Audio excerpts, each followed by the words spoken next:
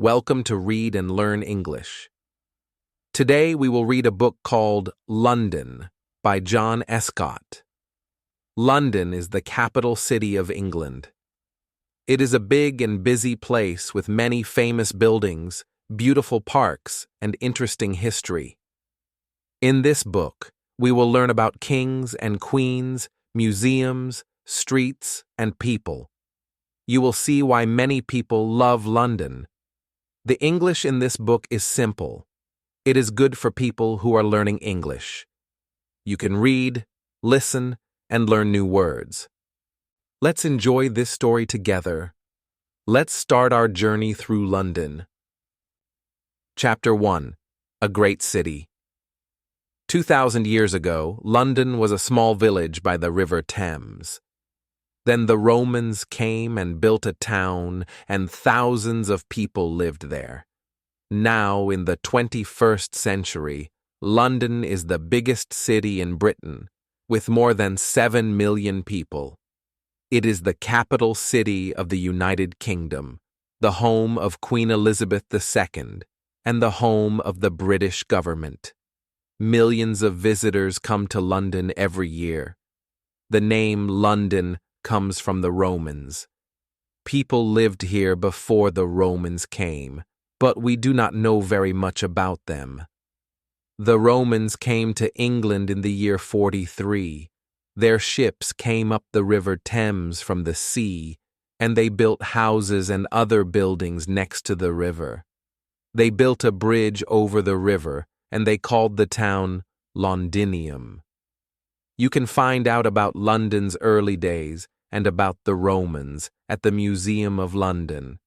It was a rich town, and about 50,000 people lived in it. But soon after the year 400, the Romans left Londinium and went back to Rome, and for 300 years, London was a quiet place. Then people began to live in the town again, and it was soon rich and important. People called Angles, Saxons, and Jutes came to Britain from Germany, Holland, and Denmark. Then, in the 9th and 10th centuries, Danish ships came up the River Thames and destroyed many of Londinium's buildings. In 1066, England had a new king, William the Conqueror, from France. William came to live in London and built a castle there. Today we know it as the Tower of London. London was now the biggest and most important city in England, and it got bigger and bigger. In 1509, when Henry VIII was king, there were 50,000 people in London. In 1600, when Henry's daughter Elizabeth I was queen, there were 200,000 people. The plague often came to London, but 1665 was the worst year of all. In the hot summer that year, thousands of people were ill, and 100,000 of them died. 1665 was called the year of the Great Plague. Then, a year later, in 1666, there was a big fire, the Great Fire of London. It began in a house in Pudding Lane, near London Bridge. Most houses were built of wood at that time, and fires love wood. The Great Fire of London went through street after street after street, and it did not stop for 4 days. More than 250,000 people lost their homes in the fire. It destroyed St. Paul's Cathedral and 88 other churches. But it also destroyed most of the worst old buildings. A new St. Paul's Cathedral was built between 1675 and 1711. In the 18th century, Britain was one of the most important countries in the world, and London was its most important city. Some Londoners were very rich, and they built some of the most beautiful houses in the city. Many of those houses are standing today. But at the same time, other people lived in cold, dark, wet houses. Many of the buildings in London today were built when Queen Victoria was the Queen. She was the queen for nearly 64 years, from 1837 when she was 18 years old to 1901 when she died. In that time, many railways were built, and for the first time people could travel by train. Trains were much faster than coaches and horses, of course, and visitors came to London from all across the country. In 1851, there was the Great Exhibition at the Crystal Palace in Hyde Park. More than 6 million people came and saw the wonderful exhibits. In 1863, the world's first underground trains began to run in London, between Paddington and Farringdon. In 1881, there were more than 3 million people in the city. In the 20th century, German bombs destroyed many buildings in the Second World War, 1939 to 1945, but they did not destroy St. Paul's Cathedral, and now London has some of the world's most exciting new buildings. Today, people from all over the world live in London, and you can hear about 300 different languages here. It is big, noisy, and often dirty, but people love to visit London. Chapter 2. Royal London. Visitors like to see the royal buildings, and sometimes you can go inside them too. Buckingham Palace stands at the end of the Mall. The Mall is a long road, and it begins at Trafalgar Square. About 300 people work at the palace because it is the Queen's home and her office. Heads of governments and royal visitors from around the world meet the Queen here. At 11:30 most mornings, the soldiers change the guard at Buckingham Palace. It takes about 30 minutes, and you can stand in front of the palace and watch. Hundreds of visitors do this every day. In August and September, you can usually visit some of the rooms in the palace and see paintings by Vermeer, Rembrandt, and Rubens. You can also visit some of the palace gardens. The Queen's Gallery is in Buckingham Palace Road. Here you can see paintings from all over the world. Next to this is the Royal Mews, the home of the Queen's horses and coaches. You can visit the Queen's Gallery and the Royal Mews at most times of the year. Some of the beautiful rooms of Kensington Palace in Kensington are also open to visitors. Half an hour by train from the center of London is Windsor Castle. You can visit the castle at any time of the year. Hampton Court stands next to the River Thames in a big park. This royal palace first opened to visitors at the time of Queen Victoria. You can take a train to Hampton Court from Waterloo Station, or in the summer months you can go there along the river from Westminster Pier. Then there are the royal parades. On the second Saturday in June, London celebrates the Queen's birthday with a big parade, the Trooping of the Colour. It is not her real birthday, that is in April. But the weather is usually better in June. In the morning, she goes from Buckingham Palace to Horse Guards Parade in one of her coaches. Here, soldiers carry the colour, a big flag, past the Queen. Thousands of people stand in the Mall and watch the Queen and the soldiers go past. The state opening of Parliament usually happens in November, because in November the British government begins its work for the year. The Queen travels along the Mall to Westminster in a wonderful coach, and more than 100 soldiers go along the Mall with her. Chapter 3. The City and the Tower of London. November is also the month of the Lord Mayor's Show. It happens on the second Saturday, and Londoners can see their new Lord Mayor.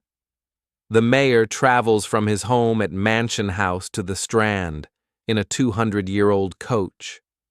The Lord Mayor is the most important person in London after the Queen.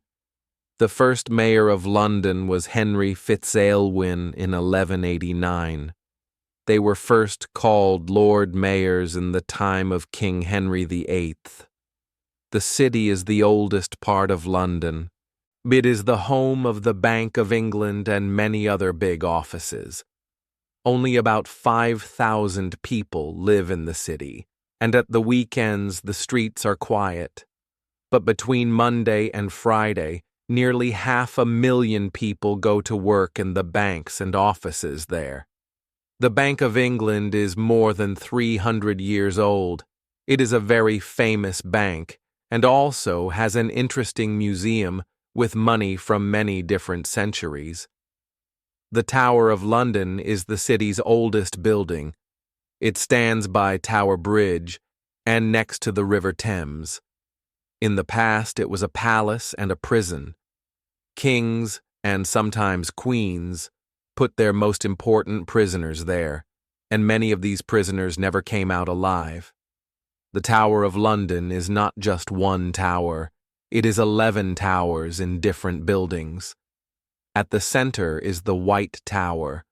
This was built about 1078, and it was the tallest building in London at the time.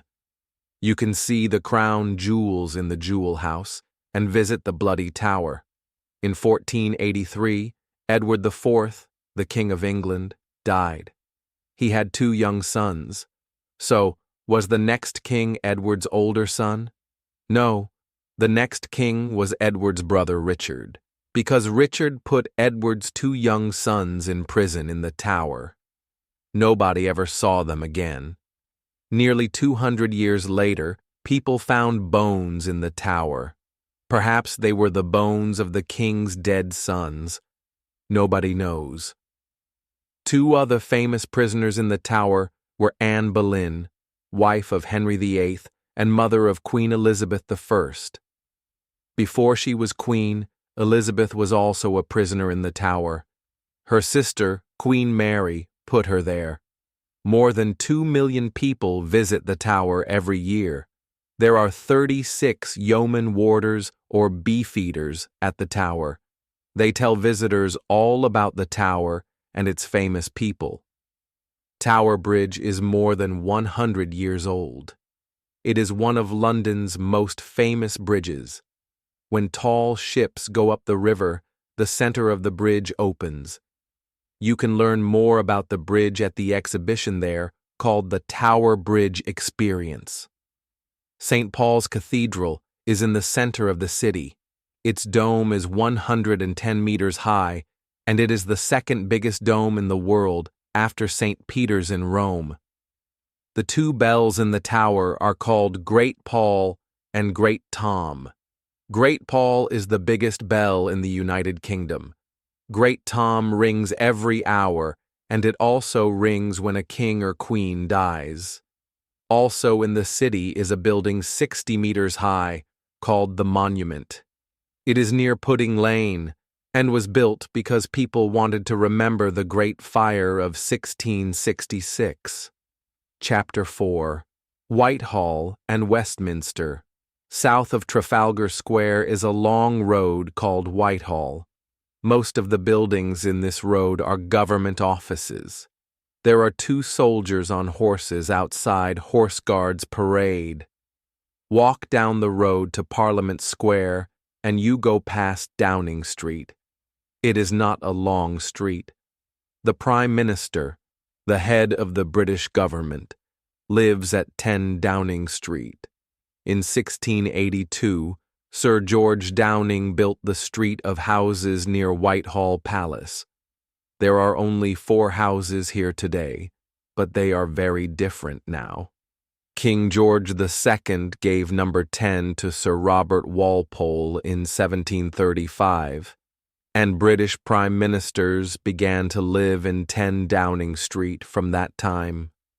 After Whitehall comes Parliament Street and then Parliament Square, with its tall trees and its statue of Sir Winston Churchill.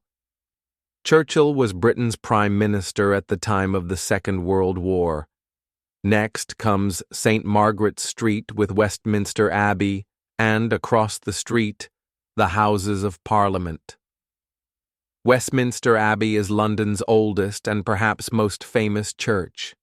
English kings and queens always have their coronations here, from the time of William the Conqueror in 1066 to today in the 21st century. Queen Elizabeth II had her coronation here in 1953. Thousands of people watched it in the Abbey, and millions more watched it on television. This was the first coronation on television. The Houses of Parliament is the home of the British government.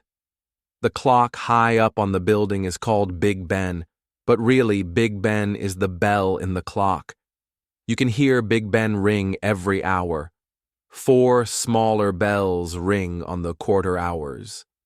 In 1605, there was a man called Guy Fawkes. He and his friends did not like King James or his government, and they put a bomb under the Houses of Parliament. But nothing happened, because soldiers found Guy Fawkes and took him away. Now, British people celebrate this every year on the 5th of November with big fires and fireworks, and they often burn a figure of Guy Fawkes on the fire. Chapter 5. By the River. You cannot see London without a visit to the River Thames. You can walk along the river, go across its many bridges, or go in a boat and see London from the river.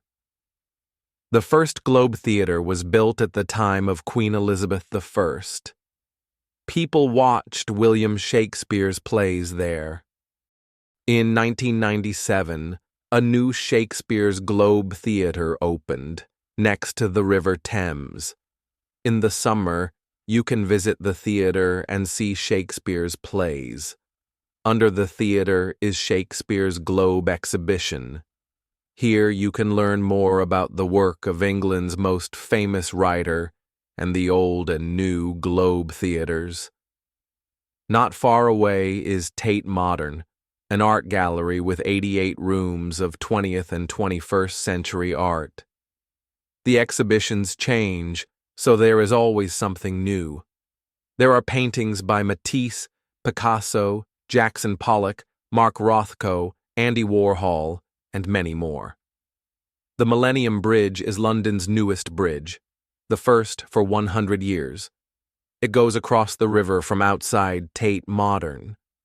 When it opened in the year 2000, hundreds of people walked across it, and it began to move under their feet. It was not open again for 2 years. People like walking across the bridge because there are good views of London and the river, and because there are no cars on the bridge. Then there is the London Eye, a big wheel 135 meters high. It was built in 2000 and celebrates the millennium. It never stops moving, but it moves very slowly. Visitors travel in the capsules on the wheel for 30 minutes, and when the weather is good, you can see for 40 kilometers across London. There are wonderful views of Buckingham Palace, the Houses of Parliament, and other famous buildings and parks in the city.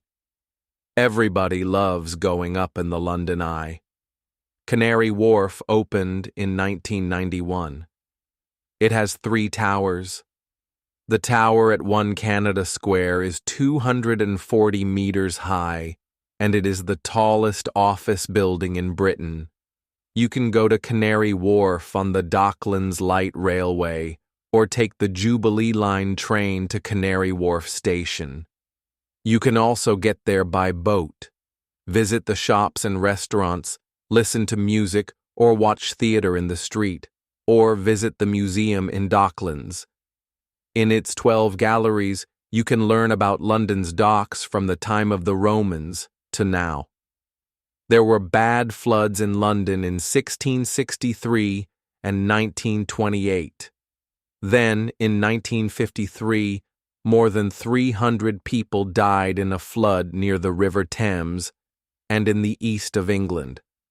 So the Thames Barrier was built next to the Royal Victoria Dock. It opened in 1984, cost more than £400 million, and is 520 meters long. When the sea is very high, the 10 big gates on the barrier come up and stop the water. There is a visitor center on the south side of the river, and you can see a video about the barrier there. The nearest train station is Charlton, but for the best view of the barrier, take a boat from Greenwich. Chapter 6: Parks and Gardens.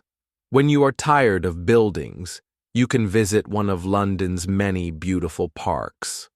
Hyde Park first opened to the people of London in the 17th century. It is not far from the shops of busy Oxford Street, but it is nice and quiet.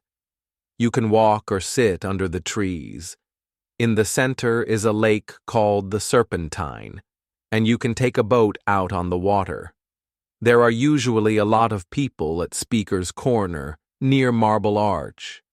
Some people come here because they want to tell the world important or interesting things about the government, or science, or the church, or the end of the world. They stand at the corner and call out to all the people around them. Other people stand and listen, and sometimes laugh too. Kensington Gardens is next to Hyde Park.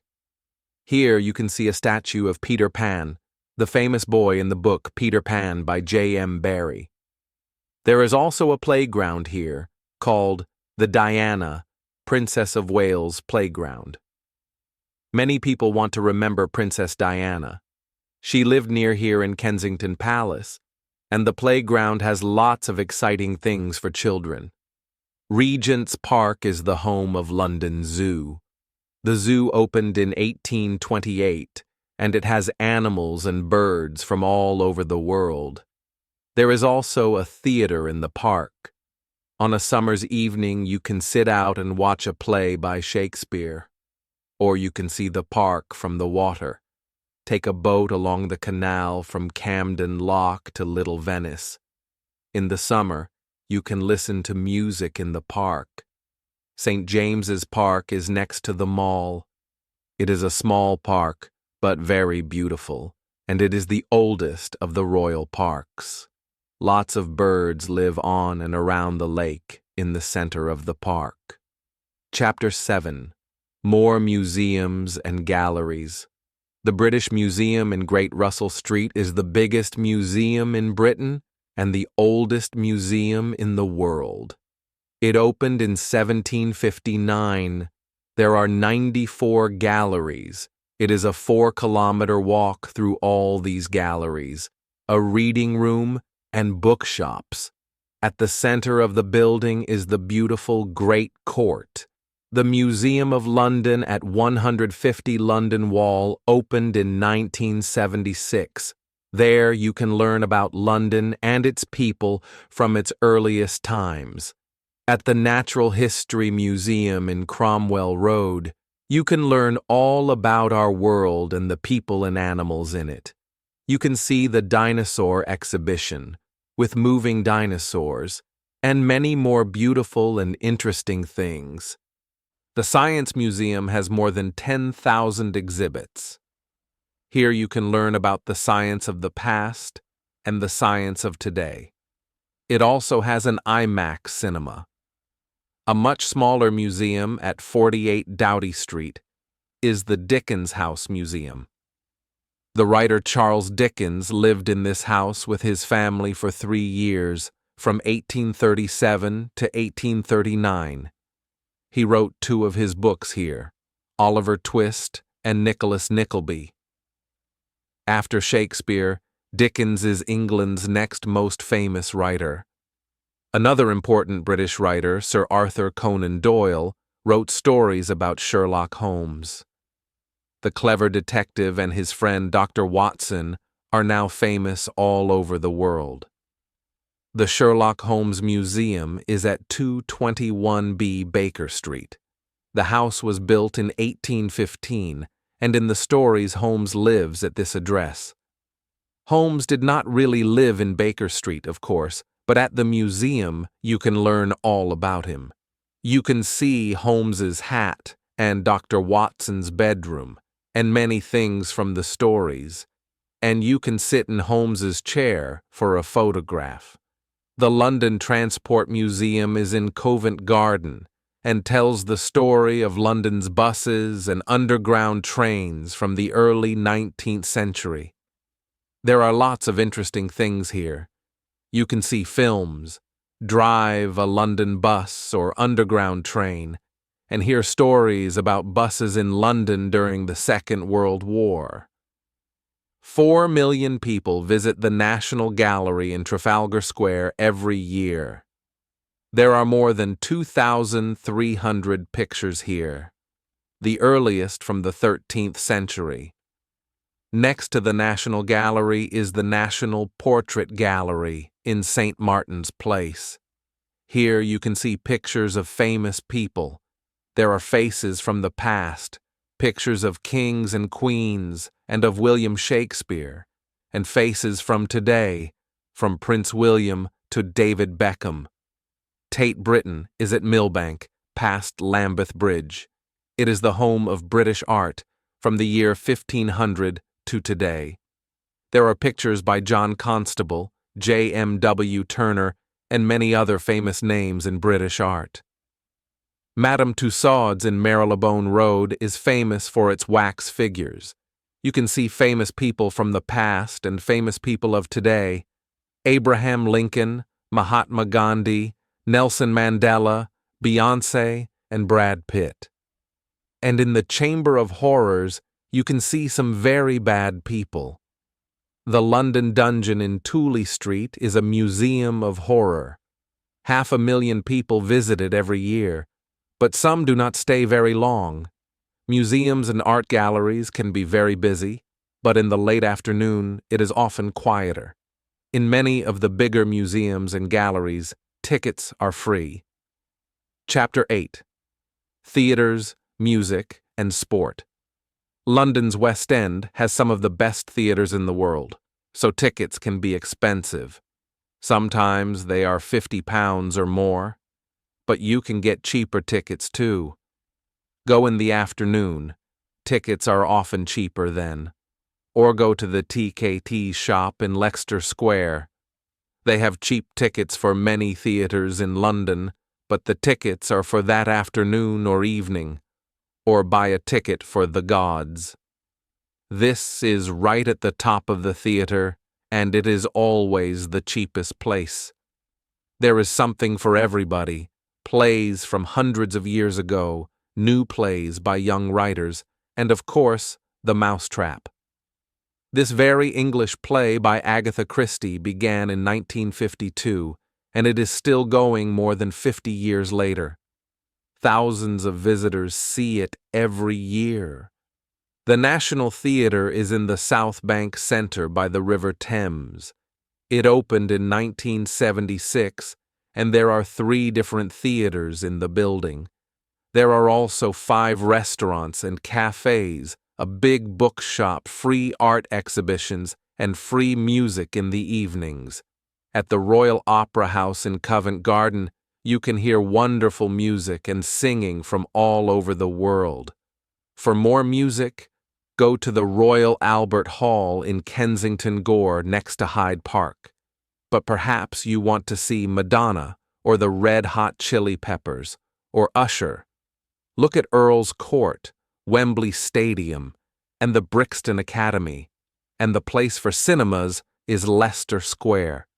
You can see dozens of different films here, and when there is a premiere, you can see the stars with their beautiful clothes and expensive cars. The Barbican Arts Centre is at Silk Street. It has 3 cinemas, 2 theatres, a concert hall, and one of London's biggest art galleries. There is also a school of music and a library. The nearest underground station is Barbican. Then there are London's clubs, hundreds of them. There are small clubs, big clubs, clubs with 70s music, clubs with the latest music. Fabric, Ministry of Sound, and Po Na Na are all famous clubs, but there are lots of new ones too. Many clubs are open till 2 a.m. or later. In many clubs, tickets are more expensive late at night, so go early. There are lots of clubs in Soho and Covent Garden, and also in Notting Hill, York Way, and Clerkenwell. Cricket is a very English game. You can see it at Lord's Cricket Ground in St. John's Wood in North London, or the Oval near Vauxhall in South London. London is the home of some of the most famous names in English football. Chelsea play at Stamford Bridge, Fulham Road, SW6, and Tottenham Hotspur play at White Hart Lane, High Road, N17. The world's best tennis players come to London every June for the Wimbledon Lawn Tennis Championships. You can see them at the All England Lawn Tennis Club in Church Road, Wimbledon, but you need to go early. Sometimes people wait all night for tickets.